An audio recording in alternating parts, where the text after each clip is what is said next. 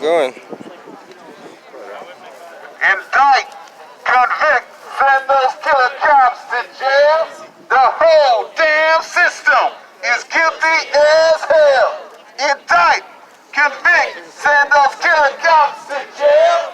The whole damn system is guilty as hell. The whole damn system is guilty as hell. We said the whole damn system is guilty as hell. Said the whole damn system is guilty as hell. We said the whole damn system is guilty as hell. All right. What do we want? Justice. When do we want it? Now. What do we want? Justice. When do we want it? Now. If we don't get it, Shut it down. if we don't get it, Shut it down. if we don't get it, Shut it down. if we don't get it, Shut it down. said if we don't get it. All right, everyone. Thank y'all for coming. We're going to start this march and rally. It's part of a nationwide demonstration. Justice for all, reopen the cases, prosecute the police.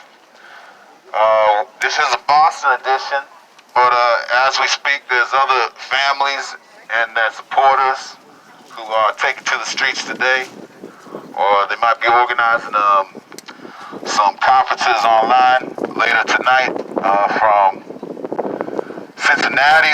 They called a demonstration in Minneapolis, in Orlando, Florida, and Spokane, Washington. They're doing something in Pueblo, Colorado, in New York. But families around the country are starting to band together, and they are saying enough is enough, that they're demanding justice, which is the prosecution of the police that killed their loved ones. And no matter what happened with the courts, they demand these cases be reopened. And we're standing with them in this fight to make this at the center of these protest movements that we're seeing take the streets. So we're here to celebrate. Also, it just so happened we already had this rally called. This action was already called weeks ago, but it just so happened that in the week previous, that Derek Chauvin was convicted on all 3 counts, so we want to celebrate that. Yeah. All 3 counts. All 3 counts. All 3 counts. All 3 counts. All 3 counts. All 3 counts. All 3 counts. All 3 counts. Yeah, so that's but there's 3 more to go. 3 more to go in that trial. So we just getting started there, getting justice. But we're very happy to see that happen. But it took what you saw. Millions of us, tens of millions, taken to the streets. So it's a salute to all of you as well who did that. You were part of that victory, and I salute you. But we're here to say. And as we saw so dramatically, even before the trial was able to finish, that it's more than George Floyd. This is a daily occurrence. It's happening in communities across the country. I think there's been over 64 killings by police since the trial started in America. And during the course of the trial, some high-profile ones that people became aware of. A lot of people know about, of course, Dante Wright, right there, miles from where George Floyd was killed. Adam Toledo, 13-year-old in Chicago, killed with his hands up.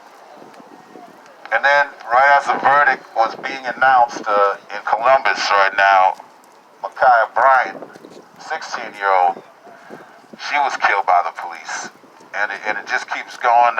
Somebody since then was killed in North Carolina. So, as we say, it's a daily occurrence. And as we work with a lot of these families and get to know them across the country, you just see that actually you can pick any day of the week on the calendar, and it's literally somebody's anniversary, somebody's birthday is being commemorated by a family that lost their loved one to the police in this country. So it's actually no different today. We just wanted to actually raise up a couple names of some families across the country that we know whose sons were killed on this day. In St. Louis, Kerry Ball Jr. was killed 8 years ago. So we're going to say his name. Kerry Ball Jr. Kerry Ball Jr. And Jim Atchison was also killed on this day in Atlanta. So Jimmy Atchison.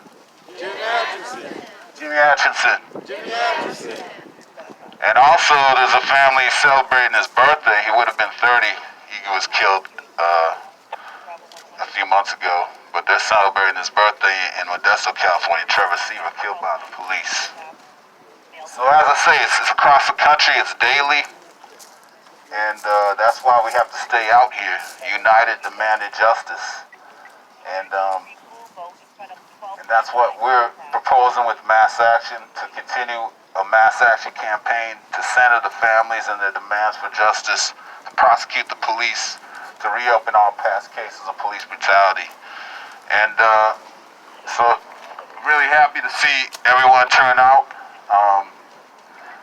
And just wanted to highlight a few of the families who are here with us today, and they're going to speak. Also, I just want to acknowledge too, another action was called at the same time, and they decided to change what they were doing and join with us today, seeing the importance and how these fights are linked together, the Cancel the Rents organization. So I just want to give you all a salute. We'll hear from them as well. So with us, we have a number of families present. We got the family of Terrence Coleman, I see. We got the family of Osama Rahim, the family of Justin Root, the family of Thomas Purdy. These are all families who live in Massachusetts who lost loved ones to the police. In the case of Thomas Purdy happened in Reno. But we've also been standing with a few other families in the state of Massachusetts who have been fighting. I just want to call out their names if they're not here present, being represented. The Yuri Stamps family was killed in Framingham, the family of Malcolm Gracia in New Bedford, and the family of Dennis Reynoso in Lynn. And Bo Ramsey White. Yeah, Carla may be here, but definitely Bo Ramsey White was killed by the Boston police. We may still hear from her today, we'll see. So, I don't know who wants to speak first, but I want to bring up some of the family to say a few words. Maybe, Rahima? No? Yeah? Okay, I'm going to bring up Rahima, mother of Osama Rahim.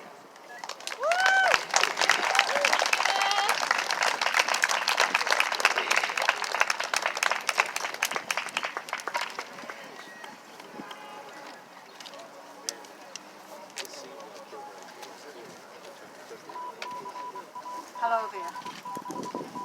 Thank you for coming out today. It is a beautiful day out here. Welcome. Thank you for coming out today to help support us. I'd like to say I've been thinking all morning about what I was going to say that I haven't said before. My son was murdered in 2015, June 2nd, 2015, in Roslindale, Massachusetts, by the Boston Police Department and the FBI. We have the facts here, and what we need to do now is to move forward. We need to get all of those cases reopened. My son's case was never opened. It was a shut case before they killed him. They just shot him dead. So we want to get all these cases reopened. We want to prosecute the police. And the people who enable them. We got to move on that. We have to get the laws. The laws are in place. Most of them, they just have to use them. They're not using the law. They're asking for a qualified immunity. No, that's not enough. That's not enough. We want them prosecuted, indicted, and brought to justice. Let's use the laws that we have in place, and if they don't work, get some new ones. Thank you.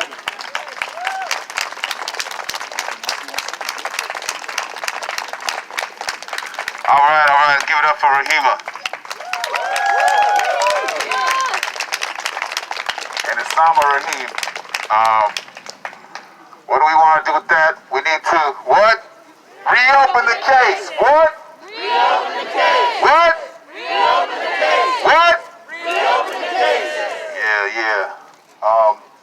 Rahima didn't speak on it, but she had an important legal victory. And here we got the mother of Bo Ramsey, Carla Sheffield, just joined. We're going to hear from her as well, so give it up for her.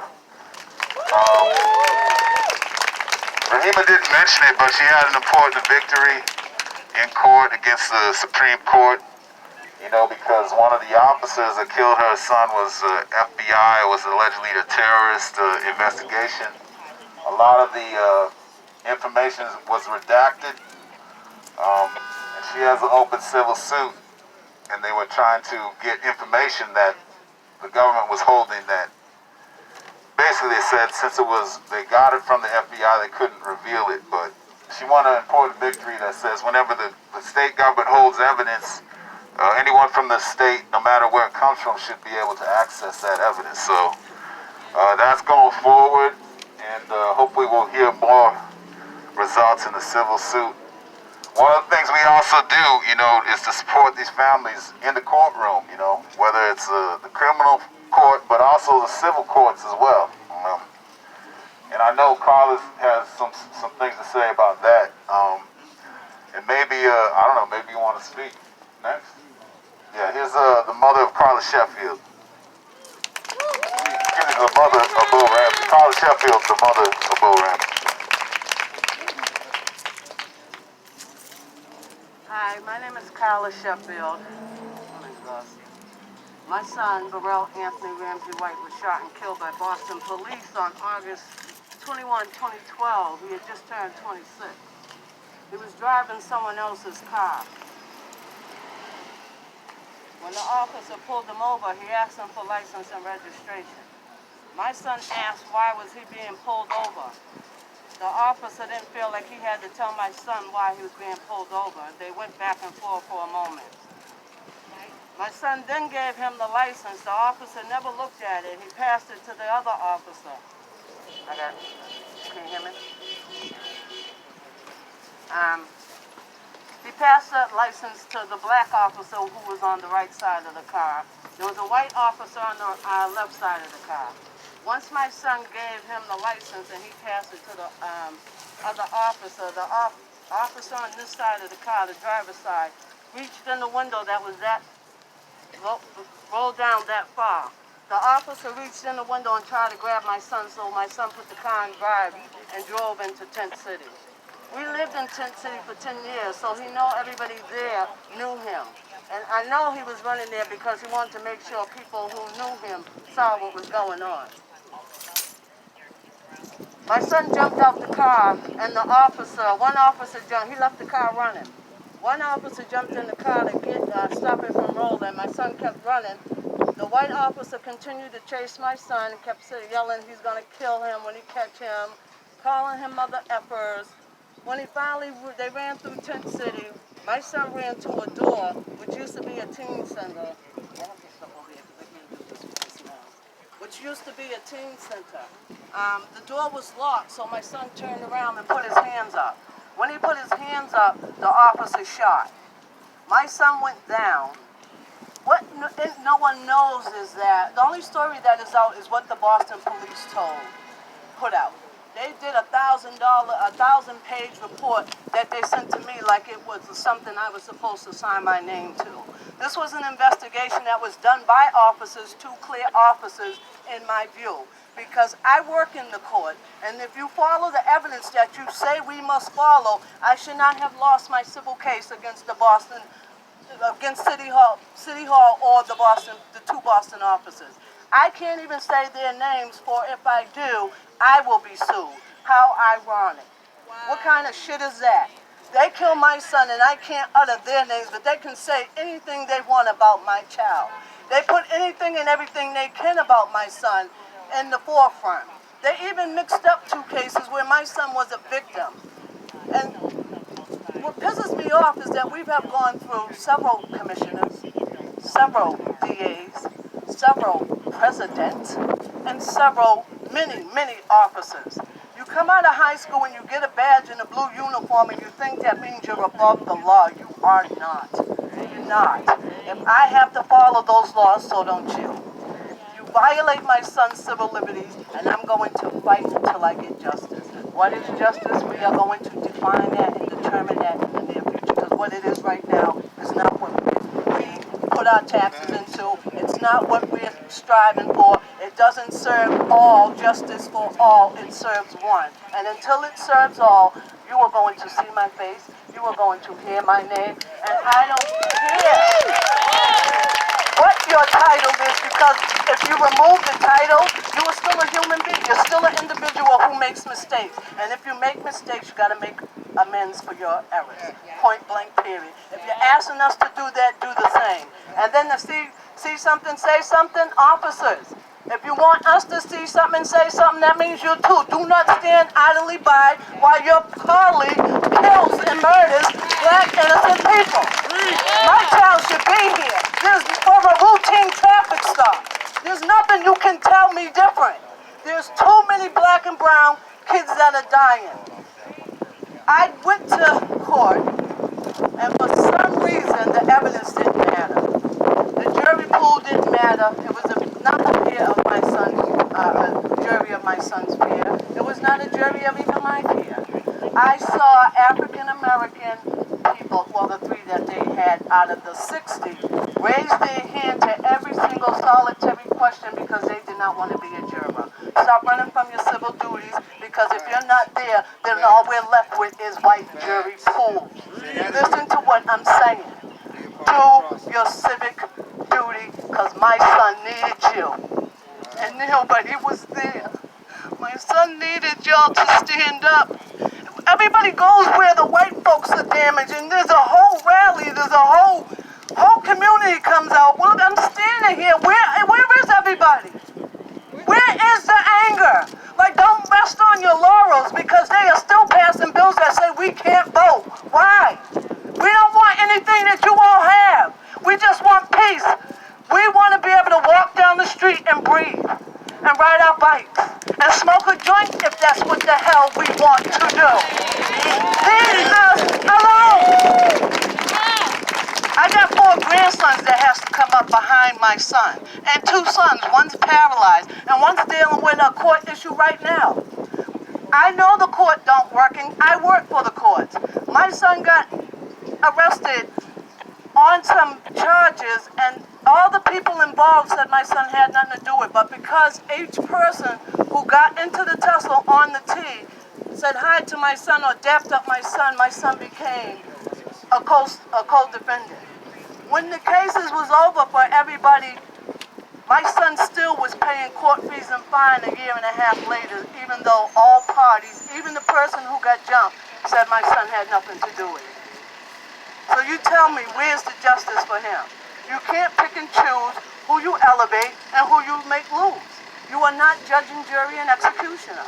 You gave us civil liberties. The Constitution gives us our civil liberties, and we're going to exercise them. So if you're not going to be part of the solution, move out the way so we can get our job done.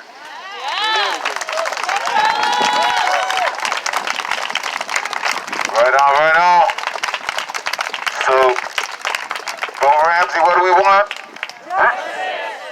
When do we want it? Now! What do we want? Justice! When do we want it? Now! If we don't get it, shut it down! If we don't get it, shut it down! If we don't get it, shut it down! So we want to reopen the case of Bo Ramsey White. And Carla is fighting this civil suit to appeal it, and she's trying to raise money to do that. So please support Carla. You may see we'll be posting one of her GoFundMe's up there for support on that. Okay. So So why don't I call out, I guess right behind we got Jennifer. Alright, this is one of the most recent cases of police violence in Boston. The Justin Root case. We got the sister of Justin Root right here, who's about to speak. Jennifer Banner Root.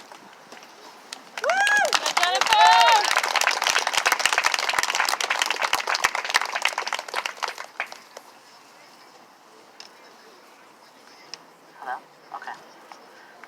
Okay, first I just want to thank everyone for being here because this is what it's going to take to move things.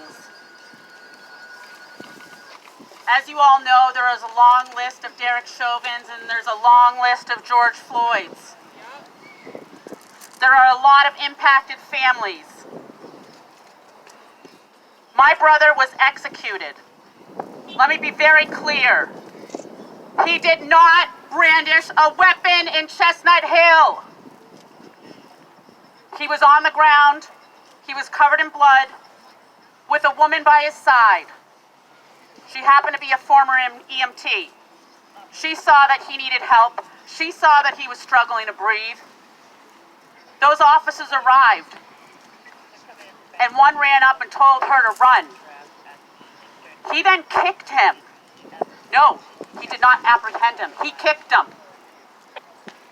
And then the other officers came up from 5-6 feet away. They shot 31 bullets.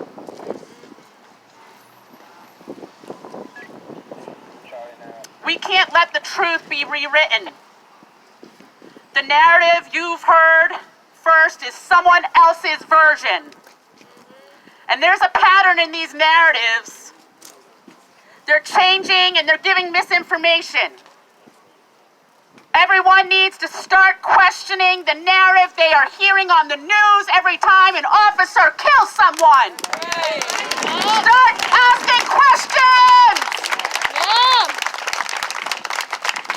And this is why it is so imperative that we have independent investigations. Most police departments investigate themselves. What? Investigate themselves. You know that's not transparent. Come on. They can't be impartial.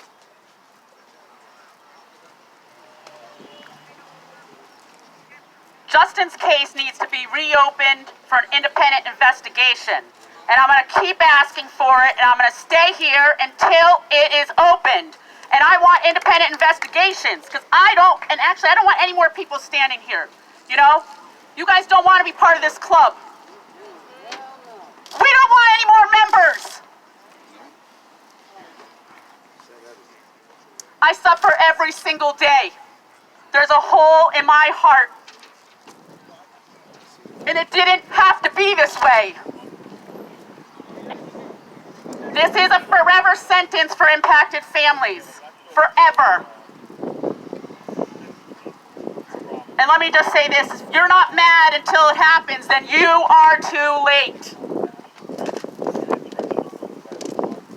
The current system in most places lets the police investigate themselves, including Boston Police. They have the FIT department. That's AKA Boston Police. And it seems that every time I talk to an elected official and I really want to drill down and say, don't you think that that's not transparent? Do you think that they can be impartial? I don't get anything. I get, oh, I'm so sorry. So sorry? I don't want to hear those words. Why do we have to stand outside and beg our leaders to listen to us and do the right thing? Why? And the question I always ask myself, and I ask it actually every single day, where are our leaders when the truth may be inconvenient? The truth is inconvenient. We need our leaders to show up when the truth is inconvenient. They show up when they want our vote. That's right. I don't want to hear, we don't want to hear it's too hard and that it's too complicated.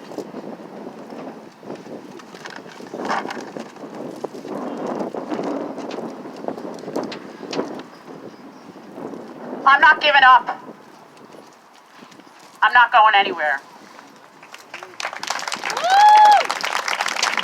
My brother deserves better. And I just want to say that this is an inflection moment in American history. And my question to you is, where do you stand? Where do our leaders stand? Do you want to be on the right side of history? Because this is where it's happening. We need our leaders to step up into discomfort and get on the right side of history. We need truth and transparency to get to accountability. And we need accountability to get to change. Accountability seems to be the new buzzword, everyone. Accountability this, accountability that. But it means nothing unless there's actions behind it. Nothing. I'm literally sick of hearing it. I want action. There's a long road ahead, but it's not as long as it was before. We're making progress, but this is not the time to let down. It means nothing if you don't put action behind what you say. I want to know where the action is, because we need serious action. We can't let up, and we can't let our leaders slack on the job. My brother would add an E to the end of his name, making it just one. And he would say that we are just one. We are just one. We're one world, one people. I'm going to continue to share his message because I know that that's what he would want, and I'm here because that is what he would want. He wanted more peace. He wanted more love and compassion. We are people. It's never too late to build a more just system. And it's never too late to do the right thing. The right thing here, Governor Baker and Attorney General Maura Healey, is to reopen the case, get independent investigations, and change this system. Yeah. We keep showing up because this affects all of us. Even if you think it doesn't affect you, and there are those people who are in their house like, oh, this doesn't affect me, I'm here to tell you that it will affect you, and it is affecting you. And you know what? It's affecting my friends, it's affecting my children, it's affecting my family. This is painful, and it doesn't need to be this way. Keep showing up. Just keep showing up. Enough is enough. Yeah. No justice. No peace. No justice. No peace. No justice. No peace. You better Prosecute the police. prosecute the police. We're going to reopen the case of Justin Root. What do we want? That's what's up. So we got a lot of families fighting. So I want to make sure everybody gets a chance to hear from them. Next up, we want to bring up the mother of Terrence Coleman.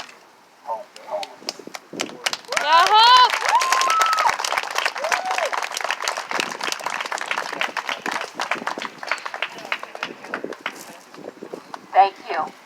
Thank you all for coming out, supporting us. Today I have my grandkids. Come on, David. These are the twins that, when it happened to my grandson, had to cover his 5-year-old sister when he heard the gunshots. And the twins, they were in the basement. They came up, they seen with my son's eyes were in the back of his head, ran back downstairs. Next thing you know, the other one comes up, and they were handcuffing him after he was already gone.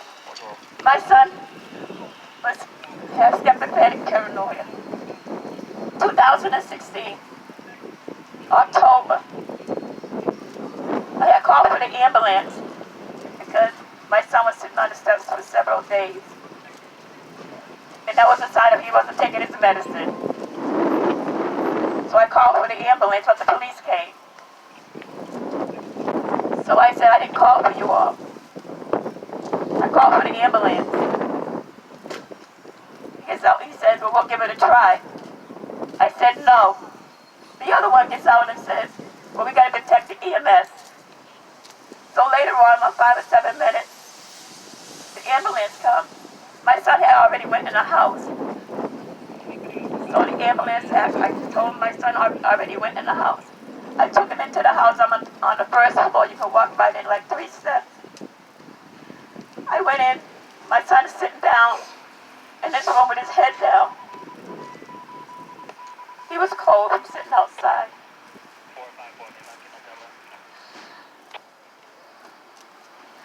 So the EMS asked where to go, so I told him to take him to Tops, where he was evaluated.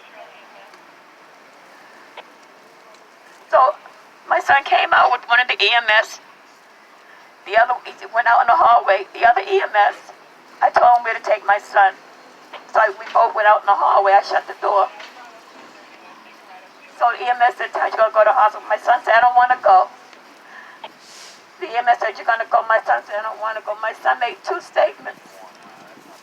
I said, "Tell us just go to get checked because you got asthma." So he said, "No, I don't want to go." So my son when my son made them 2 statements, the EMS said, "You're going to go." He said, "I don't want to go." He said, "You're going to go." When he said it in a deep voice, the 2 officers burst in, knocked me and my son down. All I heard was 2 shots. And I'm yelling, "What part of the body you shoot my son?" The detective came in, told me to get out, get out. I said, "No, what part of the body you shoot my son?" He kept saying, "Get out, get out." I stepped down 1 step, 2 steps. He's still telling me to get out. And I'm screaming and screaming over and over, "What part of the body you shoot my son?" Because I didn't hear my son holler.